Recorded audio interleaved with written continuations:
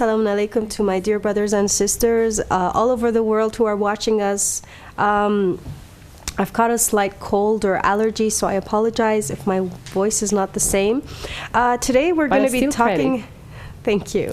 Today we're going to be talking about a lot of Iranian culture, Iranian food, and we're going to be doing one of the sort of... I can say luxury foods. It's actually a kind of meal that is a main meal. It's very, very healthy, and we have it in like our grand gatherings. And if we want to like show really, yes, like show someone that they're really special, we put the effort of making this food, which is called Morasa Polo, yes, or Polo Jawahir Nishan. Oh. Jawahir means like a gem. So Polo means rice, right? So Polo Jawahir Nishan means a kind of rice that is embellished with a kind of gem, and then inshallah I hope I can turn it out as beautiful as it should be, and you will see that the name really suits.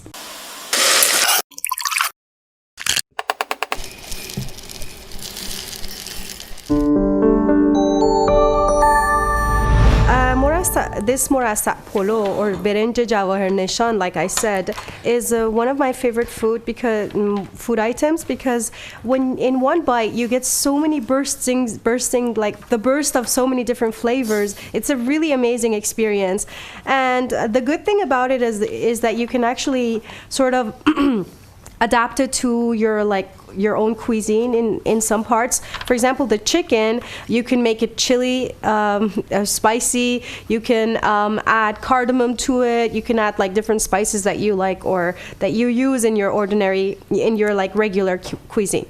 So because we didn't have enough time, I started the chicken going, and I'm just going to show it to you here on this camera. So for this chicken, I just wanted to, I chose this way of making the chicken because I wanted to show you how you can really, really cook chicken in a healthy way. So this is a lot of onions, actually 2 medium onions that we sort of sliced. Then we put the chicken pieces on top, and then we put spices that you like. You can add turmeric, cinnamon sticks if you have, it's better because it'll make like the juice will be more clear. Mm-hmm. Cinnamon sticks, fresh garlic, and salt and pepper. Yeah, fresh garlic. Oh, and one thing. So last night I washed the pieces of chicken, and I chose thighs because I like I find chicken breast a little dry, so this is the part chicken leg that I like. You can choose whatever part that you like, right? So I washed it, and if you want the raw smell of the chicken to go away, this is a really, really good trick that I highly recommend you try it. So you sort of like you put a lot of salt on the both sides of the chicken, okay? And you put it in a sieve, and all that smelly water comes out. Now, don't be afraid of it getting too salty or anything, because it won't. It'll just take as much salt as it needs, and then you're just going to wash it off in 1 hour or 2 hours, and you will see that there's a lot of water that has come down, so your chicken is not going to smell. Now, the reason I put this much onion, which is a great issue, Fatima, the smell of the chicken. Yeah. So people try to, get rid of this by different techniques. Exactly. But still, it stays there. It stays there. But the garlic was a new technique. I haven't heard of it. You never tried garlic in chicken? No, I've never tried garlic. I put garlic in everything. Yes, which I love, actually. Yeah. So, but the only thing is that this, I actually didn't keep a good eye on it. It's not lost, but it could have been a little more juicy. When you make it in this way, you have to leave it to cook on medium-low heat,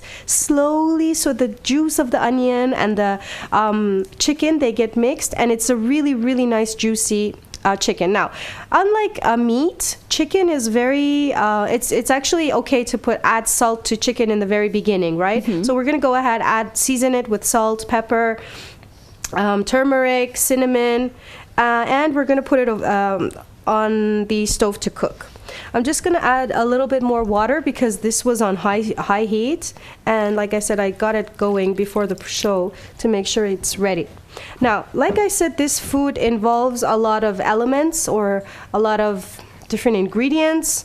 It's optional if you don't like to add certain things, but I recommend that, if it's your first time making Morasa Polo, you actually follow this recipe, because that's like how it's supposed to be. Also, in different cities in Iran, people do it like in different ways, or they add different things to it. But I wanted to ask you, is it the pure Iranian style of making Morasa Polo? I actually looked for a lot of like very famous Iranian chefs' recipes, and yeah, this was more or less the same. Yeah? Yes. I'm just going to give some explanation about the ingredients here. Okay. This is citrus fruit zest. The zest of citrus fruit, which is this. It doesn't look as pretty as orange, but it tastes amazing. And like we said, it smells amazing. Like we said last time, it's very, very sour, but it has a slight sweet aftertaste. So it's something really, really amazing. Now, what you have to do is that you have to peel your citrus fruit, and you just have to make sure that you don't have the white parts underneath, because those are really bitter.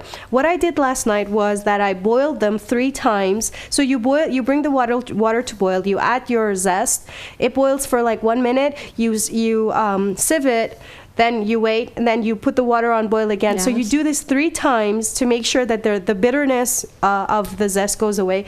Now, this food is a very, very aromatic food. Yes. We have a lot of saffron going on. Yes. Because we want the saffron for the chicken. We want it for actually the decoration of the rice on top. So we're going to be using a lot of saffron. This is my pistachio. I'm using crushed pistachios that I soaked in gulab. Gulab is rose water. Rose water, yes. I know that a lot of people don't like gulab so much, so you can just soak it in water, or you can just leave the soaking part out altogether. And I have some almond flakes. I find almond flakes very like fancy rather than them looking like this, because they're sort of like wider, and when you put it on rice, it looks much nicer. Less luxurious. More luxurious. More luxurious. More luxurious. This is golden. This is some golden raisins that we have soaked in water. So the reason these raisins are actually cleaned and washed, but because in Iran we get a lot of organic products, so we have to sort of like soak them in water, and you pick up the raisins from on top of the water. To make sure that the dust doesn't go inside and it's actually cleaned, right? Also, I have my zereshk here that you can either soak your zereshk like I did in my raisins, but I didn't want to do that today because I think that when you soak zereshk, it sort of gets like it sort of like splashes and it doesn't hold its shape very well. Barberries, so what I did was under like high pressure cold water, I washed it properly, and then I put it on a kitchen towel to dry completely. So in the end, we're going to sort of like fry all of these in butter.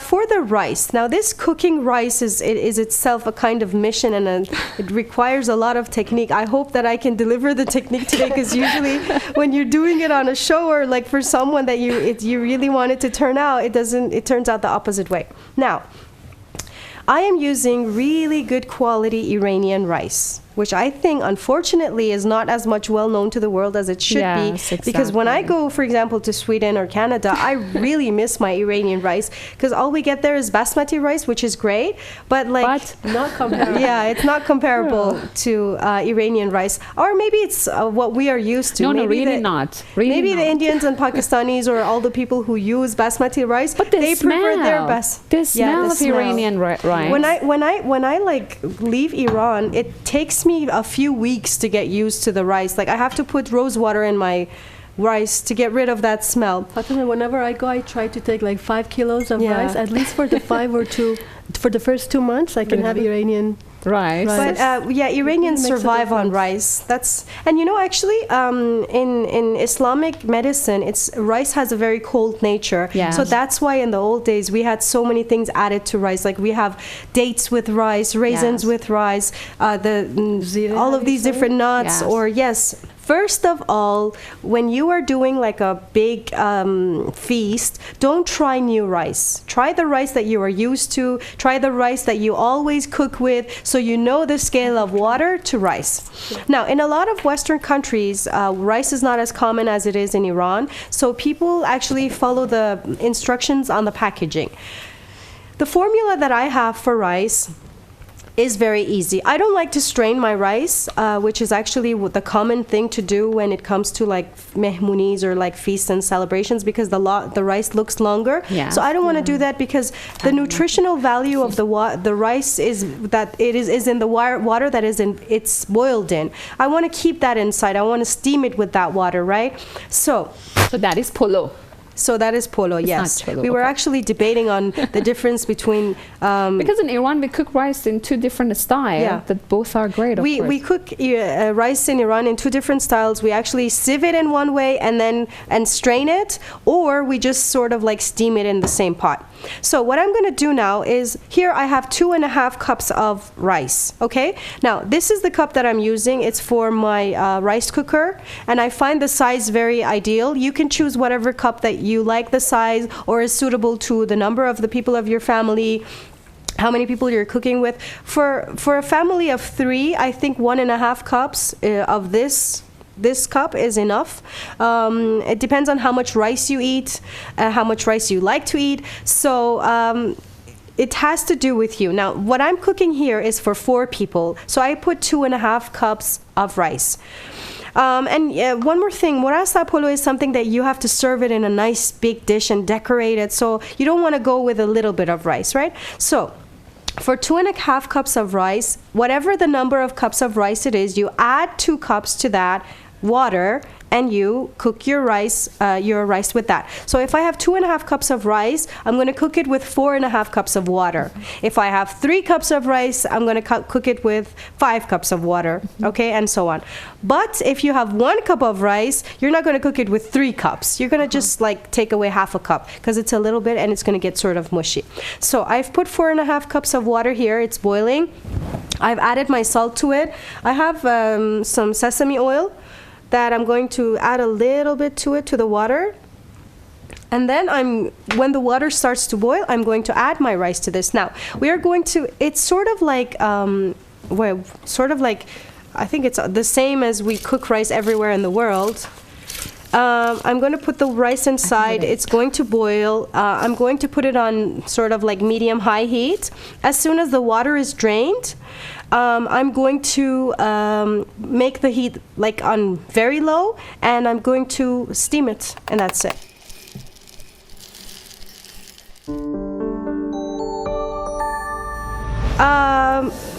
We're going to put tadig, which is actually like really, really popular. I think all over the world, everyone knows what tadig is. Tah means bottom, and dig means like pot. It's an old word for pot, right? So today I'm going to do tadig of potatoes.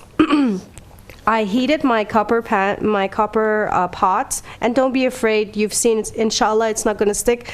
We're going to do the Bismillah trick. Bismillahirrahmanirrahim, please. Deliver. I'm baking. Open sesame, like when we were kids. All right, so I've sliced some potatoes, and try to make them as equal as you can. We are going to start adding that to our pot, and you have to actually add it to a heated pot. And my rice, it cooked. The water, it was all completely evaporated, so I just it's hard to do 2 things at the same time. So the water evaporated. I emptied it on the sieve. I didn't sieve it. Like I said, I didn't add in extra water, so it boils and boils and boils, right? I'm just going to start piling my potatoes on the bottom in one layer. I think I'm just going to put it here so everybody can see. So, it's a mystery for everyone. The story of tadig. It's actually really easy. It's really mystery. It's a technique which, when you learn it... Oh, and tadig, you can go crazy with what to use as tadig. Yes. Anything, honestly. I've tried anything, and everything turns out... Including, I know the bread and I know the rice. Lettuce, eggplant, onions, eggplants. squash, butternut squash. Oh, it's new for me. Fatima, So. you know what? If you can put dried tomatoes as tahdig, would it be nice? I think they would burn. Really? Yeah. Yeah, tomato. Yeah. I think they cannot take the heat. Yeah, there's Because no they water. already, they're dehydrated. So that's how you do it. You just season it with salt and some pepper. But I think this is the most tantalizing one. I mean, when you put like potato there. You can actually put like what do you call it? Pumpkin seeds under your potatoes. You can put sesame under your potatoes. Yeah, But you yes. just have to be careful about the heat, especially when you're cooking with a copper pot, because they really they absorb a lot of heat, right? So I don't want to waste these potatoes. I'm just going to slice them and put them in the empty spots. And then what we are going to do is we are just going to add our rice on top. And we are going to cover the lid with a kitchen towel. A lot of you may want, it's not a must, but it's something that I highly recommend again.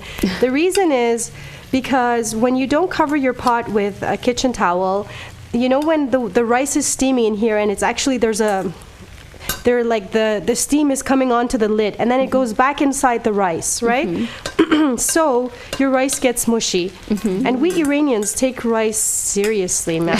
We take rice seriously. It's an insult. Yes, because this is the main course, of course. So it's I'm joking. serious. It's not an insult, but seriously, like one of the criteria of a lady or a man doing good rice is not to get it mushy and not undercooked. Like just perfect. So I'm just going to pile it to the middle so it doesn't stick to the sides. I never understood. I mean, the two philosophy. One of them is like piling the rice in the middle, and another one that actually men insist on is exactly what you are doing right now. With the spoon, The sides don't get you don't get dried rice. You don't get dry. you don't waste rice, and then the bottom, like so, I'm just putting the bottom of the spoon, and I'm making holes. Of this is the second one. You know, my grandma, may her soul rest in peace. She said, I remember once she was cooking rice, and I said, "Why do you do this, June?" And she said, "So the rice has place to breathe." And it really makes sense because you're actually giving, when you pile a lot of rice, you know when you cook rice in a pan that's too small, it gets mushy. Yes, so you're right. actually giving space to the rice to sort of like cook out, right? All right. Now we're going to the garnish. In this step, you have to be quite fast because you have to be careful that everything is doesn't burn. I'm going to add some sesame oil to it so the butter doesn't oil, just a little bit. And then quickly, I'm going to add my shredded carrots.